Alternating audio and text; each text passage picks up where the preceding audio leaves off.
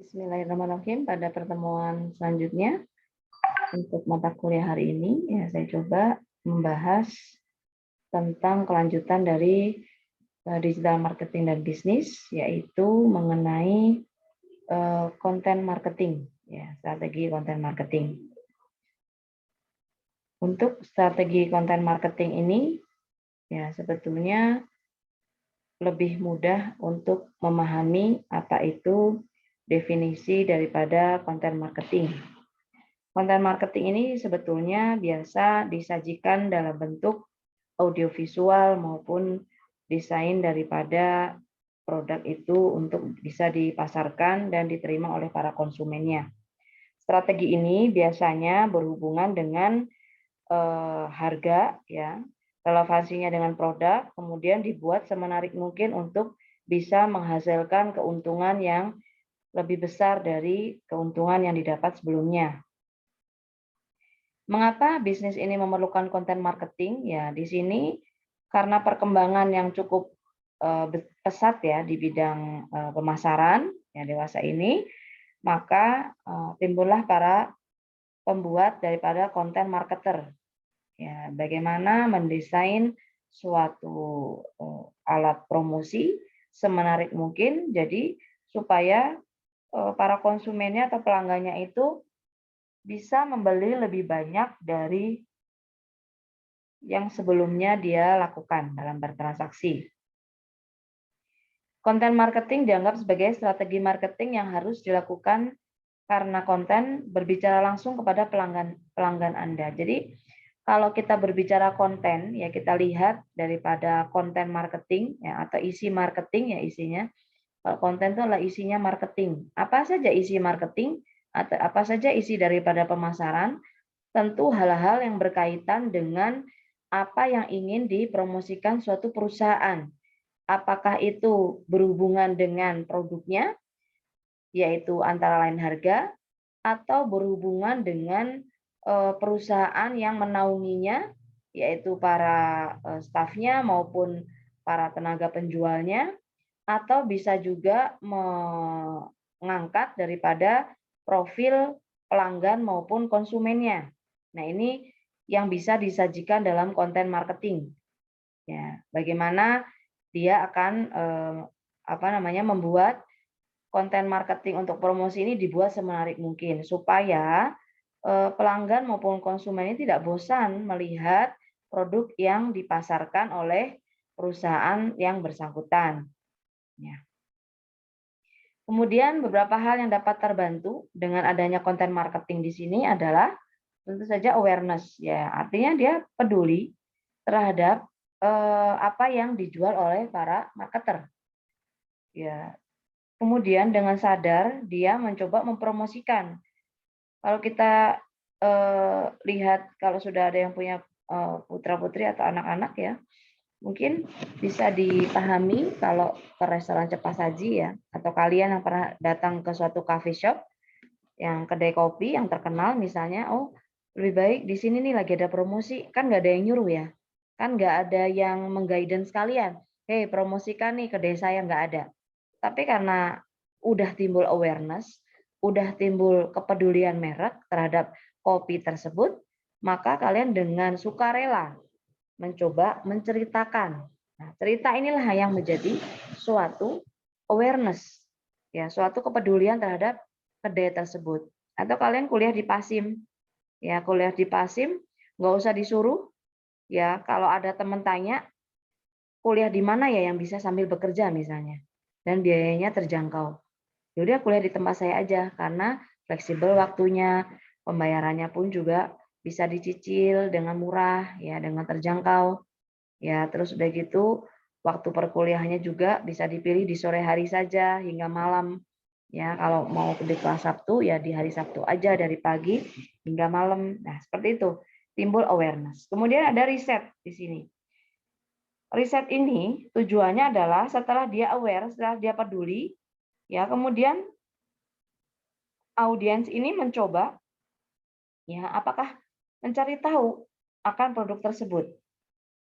Ya, dari segi keunggulannya, produknya, keunikannya apa. Ya, mungkin Kalau bicara di kedai kopi, orang akan mencari tahu ada promosi apa sih ini, apa yang terbaru produknya yang bisa dirasakan di kedai kopi ini, atau adakah program promosi lain yang bisa dinikmati oleh para pelanggannya misalnya. Nah, ini melakukan riset. Selanjutnya adalah di sini consideration. Setelah melakukan riset produk, ya mereka akan berpikir sebelum memutuskan untuk membeli. Biasanya mereka akan membanding-bandingkan dengan merek lain. Nah, kalau misalnya di kedai kopi X, ya, dia hanya menjual kopi yang hitam aja atau latte saja. Kalaupun latte dikasih krim, itu pun dia hanya variannya menjadi 5 varian aja. Nah, kita bandingkan di kedai kopi sebelah. Artinya yang kompetitornya hampir sama rasanya ya. Jangan terlalu membandingkan itu, jangan terlalu jomplang. Artinya jangan terlalu jauh daripada kapasitinya. Kita bandingkan di kedai kopi B misalnya, di kedai kopi B ini banyak produk yang ditawarkan. Selain itu ada snack-nya. Ya, apakah itu gorengan ya, sambil makan kopi atau makan roti croissant misalnya ya. Terus udah gitu ditambah misalnya ada permainan untuk playground anak-anak, misalnya walaupun nggak begitu besar, ada ayunannya dan lain sebagainya. Nah, itu mungkin salah satu nilai tambah yang ingin dicari tahu oleh konsumen setelah dia melakukan riset. Ya. Kemudian ada langkah membeli. Ya, setelah tahap tadi ya awareness, kemudian riset, kemudian ada consideration, kemudian dia mencoba memutuskan, ya udah saya fix akan makan atau akan minum kopi di tempat kopi B. Karena saya mengajak anak saya, istri saya misalnya yang membutuhkan anak saya ini membutuhkan permainan supaya dia bisa diem gitu istilahnya ya. Artinya nggak lari ke sana lari kemari. Atau kalau kalian masih belum menikah, belum memiliki istri, masih dengan teman-teman kuliah, mungkin akan di kopi A tadi, di mana udah nggak ada playground, nggak ribut lah, ada anak kecil gitu misalnya ya, lebih simpel ngobrol dengan teman, lebih fokus dan lain sebagainya. Jadi lebih lebih fokus ke ngobrolnya dibanding minum kopinya. Jadi kopi pahit, kopi latte aja pun nggak masalah, misalnya seperti itu. Baik. Kemudian bentuk konten marketing. Di sini ada infografik. Terkadang kita lihat ya, mungkin kalau kita jualan semacam forex atau apa namanya di bursa efek, itu kita memerlukan infografik. Infografik ini yang bisa mengguidance kita sebagai calon investor untuk bisa memutuskan apakah kita akan menanamkan saham kita atau membeli saham tersebut untuk investasi di kemudian hari. Nah, infografik ini menjadikan data yang rumit dalam bentuk yang mudah dipahami. Ya, artinya data infografik ini sudah diolah sedemikian rupa. Kalaupun ada data simpel, misalnya ada data misalnya grafik daripada demografi si pembelinya atau konsumennya. Konsumennya misalnya paling banyak itu adalah ibu-ibu, terus kemudian remaja putri, ya, kemudian misalnya ibu-ibu yang di atas 50 tahun misalnya. Nah, inilah yang biasa diperjualbelikan adalah misalnya hijab, ya. Kalau infografiknya tentang hal tersebut. Ya, ini bisa kelebihannya di sini memadukan gambar dan tulisan, tapi informasi yang disampaikan tetap to the point. Artinya dia langsung menunjuk angka. Berapa besar sih pembeli wanita di sini yang berusia di bawah 40 tahun? Misalnya di situ langsung ditunjuk di grafik itu. Kalau kita sering lihat grafik ya. Misalnya usia 40 tahun itu di bawah 40 tahun ada 300 orang. Usia 50 tahun misalnya sudah sudah di atas misalnya 500 orang dan seterusnya. Itu infografik. Kemudian website atau blog. Jika kamu belum mempunyai wadah untuk menciptakan sebuah konten di website ya, blog mungkin bisa kamu manfaatkan. Nah, kalau kalian coba atau sudah memiliki blog pribadi, di situ ada satu situs yang bisa untuk kita berpromosi ya. Blog itu dibuat sebaik mungkin. Ya, kalau kepentingan blog itu sebetulnya buat orang-orang, biasanya kalau zaman saya dulu, blog itu dibuat karena orang-orang itu suka menulis, ya, menulis tentang pariwisata, menulis tentang perjalanan, dia sering vacation, atau menulis tentang artikel-artikel yang satu tema. Jadi misalnya, blog saya misal ya, saya memiliki blog, saya akan membahas tentang masalah yang terjadi pada wanita, yaitu apakah masalah karir, masalah dalam, studinya, masalah menghadapi anak. Nah, itu tentang wanita, tentang seorang ibu misalnya, blognya tentang itu aja. Nah, itu salah satu contoh. Selain membuat artikel ya, kamu juga harus memperhatikan search engine optimization yang udah dibahas sebelumnya, SEO. SEO ini tidak bisa dipisahkan dari konten marketing.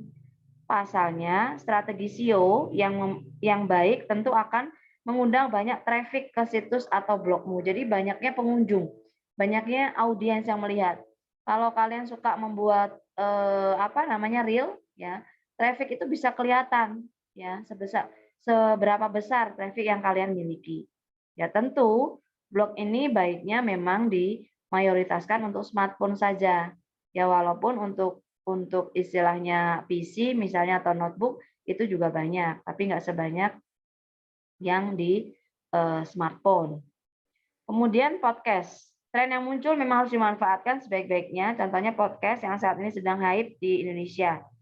Beberapa pencipta konten atau brand juga memanfaatkan kesempatan untuk menciptakan awareness.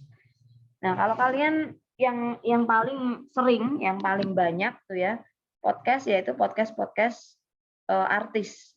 Ya. Kenapa dia membuat podcast? Yang tadi disampaikan adalah menimbulkan awareness. Kalau kalian melihat podcastnya Ashanty atau Deddy Corbuzier, kalian ada satu artikel menarik di podcast itu, ada satu bintang tamu yang menarik, kalian akan mempromosikan dengan sendirinya. Nih nonton podcastnya Deddy Corbuzier atau nih nonton podcastnya Ashanty dan atau artis lain yang kalian pada waktu itu mengutip tema yang menarik. Nah itu kan timbul awareness. Ya begitu juga kalau podcast suatu produk itu bisa diciptakan dengan baik. Yaitu sekali lagi kreativitas para konten marketer. Ya. Kemudian adanya video. Nah, kalau video sudah nggak usah ditanya. Kalian kalau sering menggunakan YouTube, ya sering melihat di YouTube dan saya wajibkan untuk kalian memiliki akun di YouTube saat ini karena dengan akun YouTube ini kalian bisa mempromosikan diri kalian ya dalam arti yang positif, misalnya keunggulan yang kalian miliki, terus skill apa yang kalian punyai. Pada suatu saat kalian bisa share link video YouTube tersebut. Misalnya kalian pernah bekerja di perusahaan A, B, C, D, E misalnya. Nah, kalian buat dalam satu video yang menarik.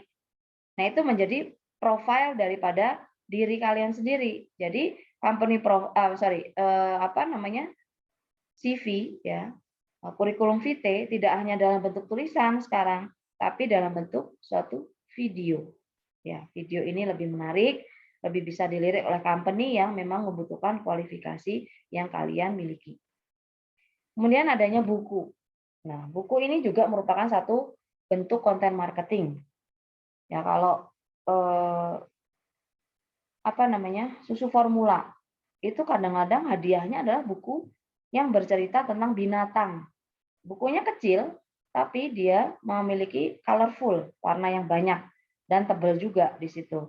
Itu bisa memberikan suatu stimulus untuk para ibu bahwa misalnya buku itu nanti akan diberikan ke anaknya dan diperkenalkan nih ada binatang A, B, C, misalnya ada kuda, ada semut, ada kelinci, ya misalnya ada ayam, ada sapi, ya di situ bisa diperkenalkan nama-nama binatang dan bentuknya. Untuk skill yang dibutuhkan dalam konten marketing, di sini jelas adanya komunikasi, karena tanpa komunikasi tentu sebuah konten itu tidak berjalan dengan baik. Ya. Kemudian di sini adanya menulis. Ya. Menulis ini selain video, tentu kadang-kadang kita melihat adanya teks. Teks yang menjelaskan ini orang berbicara apa. Ini konten berkaitan dengan apa. Nah, ini dibantu dengan tulisan. Kemudian bercerita.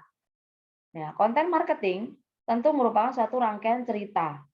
Ya, cerita apa yang akan dibangun dalam suatu konten, tentu ada storyboard-nya. Jangan asal bikin cerita, ada alurnya. Nah, demikian.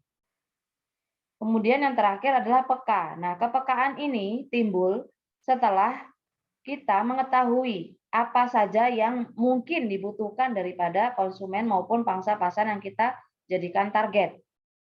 Ya, misalnya yang jadikan target itu seorang anak kecil, ya, atau seorang remaja milenial. Kalau kita nggak peka, bisa-bisa bintang iklan ataupun bintang daripada konten marketing tersebut ataupun gambar video itu akan salah kaprah. Karena apa? Kita salah tujuan. Artinya kita tuh nggak peka apa yang menjadi target daripada audiens maupun pelanggan yang kita tuju. Baik, demikian mungkin penjelasan yang dapat saya sampaikan. Terima kasih atas perhatiannya. Mohon maaf atas segala kekurangan. Semoga bisa bermanfaat. Wassalamualaikum warahmatullahi wabarakatuh.